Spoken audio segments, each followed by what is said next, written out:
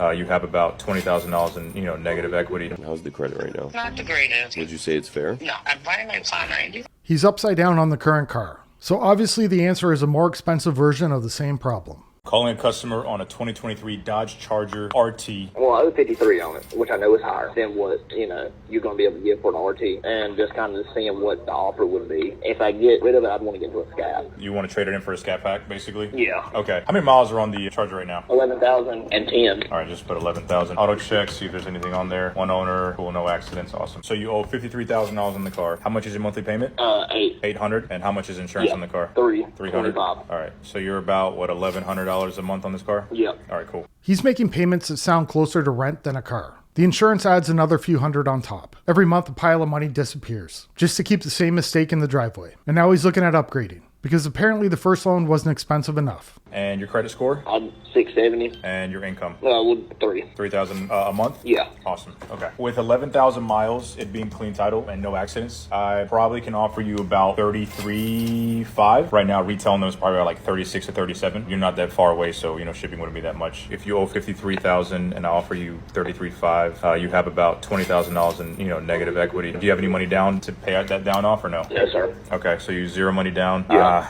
$3,000 a month, a mid-credit score, and absolutely no money down. Already buried in the car he has. Basically the full figured-out-later starter pack. It's going to be difficult for me to do something like that, man. I can't roll over 20 on a Scat Pack. Can you get any money down? I mean, we just have to throw a number out there. What would be the ideal? If you can get 10,000 down, I could probably roll over the other 10 on a Scat. And what year Scat would we be talking about? Probably 2021 and up. It's not that far off from what you got right now. Right, so I need about 10K and then give you a call back. About $10,000, and I'd be able to get you financed and roll over to a different car. And what would the payments look like? Probably around the same, man. I mean, it's going to be probably between 700 to 800. It's going to be right around there, to be honest. He has to buy his way out of the problem. And the problem still gets invited into the next loan. All that work just to keep the same monthly paying. Only now it comes with a Scat Pack badge. We are looking at getting a vehicle for my son. Awesome. It's going to be his first vehicle. Hoping to have payments around $300. Okay. What do you have in that area for someone with challenged credit?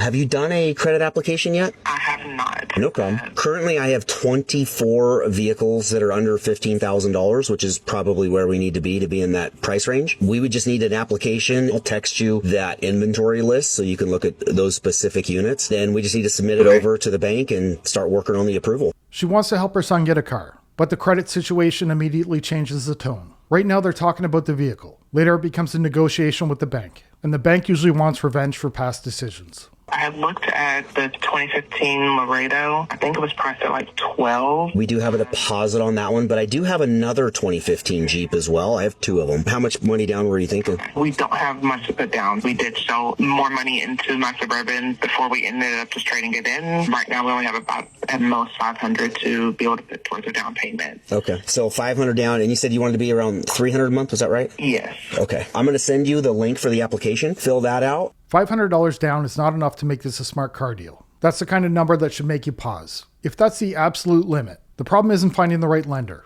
It's whether taking on a car payment makes sense at all. And then I will get started right now on getting you approved, and then we'll start looking at what cars might be able to get into that budget. Okay, what lenders do you go through? We've got a bunch that we use. Is there one in particular you had in mind? Just whoever can hopefully get us approved with little to no down payments. We plan on hopefully refinancing in a year once our credit can hopefully recover. Yep. We're just trying to surprise them and get them into something. That's awesome. I love it. I'm going to send you that link right now, and then as soon as you get that filled out, I'll start working on the deal. Perfect. Thank you so much. I appreciate it. All right. Refinancing later is not a plan. That's just betting on a better version of tomorrow. You're taking the bad deal now and hoping future you can clean it up. That's how you convince yourself a bad deal is only temporary. So I believe we have found the Tesla for you. Okay, awesome. It is the Model 3 Performance. I know I showed you a gray one, but it got away from us, and you really liked it. What did you think about those pictures I sent over to you? Yeah, I loved it. Perfect. In this scenario, like we worked with you on your negative equity on your vehicle. You bought a 4Runner from us about a year ago, and now we're going to be trading that one in, putting that negative equity aside, paying it off, and then going to get you in this new Tesla. That's awesome. Does it have all the features you're looking for? I want to make sure. Yes, it has everything that I was asking for. Okay, perfect. They're not putting that negative equity aside. They're just moving it into the next contract. The old loan doesn't disappear because the dealership says we'll pay it off. It still has to be paid by somebody. And somehow that somebody usually ends up being you. Perfect. So what I'll do is I'll get in contact with one of my finance guys and we'll have him update the loan that we already got approved for you with that piece of collateral, that vehicle. And I will have some numbers over to you very shortly about what that looks like. Should be around where we're expecting. Should have the vehicle in within a week. I usually say a week to 2 weeks is like worst case scenario, right? And then what we'll do is send it to my recon facility. How was your experience with us? It was awesome. Would you order another vehicle from us? Oh yeah, for sure. Perfect. I love it. I love it. You need anything, let me know, and I'll get those numbers over to you shortly, okay? All right, sounds good. Thank you so much. Awesome. I'm excited. Would you buy from us again? Of course she would.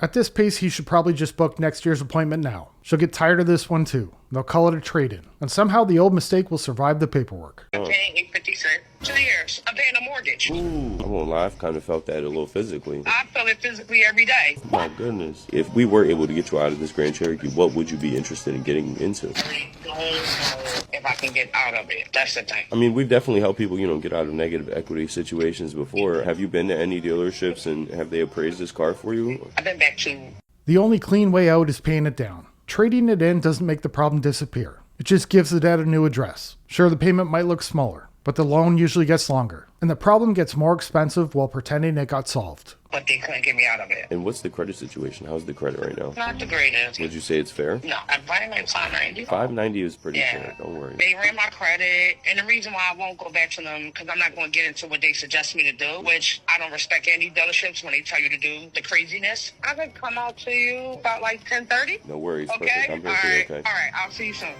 A 590 might be called fair on paper, but it's not fair to your wallet. That's the kind of score that should make you stop shopping. The goal shouldn't be a new car, it should be fixing the credit first. Because bad credit doesn't stop the deal. It just makes the deal more expensive. This is a person with no credit. They're looking at the 2022 Chevy Silverado 2500. That's like a $50,000 truck. Yeah, and like I said, she has no credit. The plus side, $10,000 down. That is a plus. So when she wants to, she could get approved. Okay, well, let me take a look at the credit. She has a 0 score. The 10 G's helps, but it's a lot of truck for a first-time buyer. Let me ask you this. There's a trade on here. So yeah, they have the trade out there. It's a minivan. They own it outright. So They have that's the even more title. equity. Yeah. All right. I just looked at it with Gene. I can get like $3,500 for it. So now we're up to like $13,500 in equity. They already own a vehicle outright, and somehow the next step is a massive truck payment. With no credit history, the bank is not handing out friendly terms. So now they're financing something they didn't need at the worst possible pricing. That's how you downgrade from freedom to monthly regret. I'm liking my chances more and more. Let me submit it and I'll have some numbers for you shortly. I did get an approval for you. The rate is high.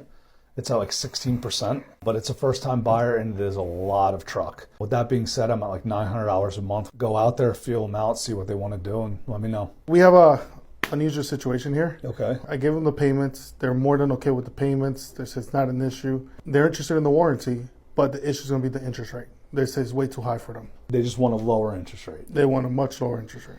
The payment didn't seem to scare them. The 16% interest rate did, and it should, because the monthly payment is only one of the numbers. The interest rate tells you how ugly the deal really is.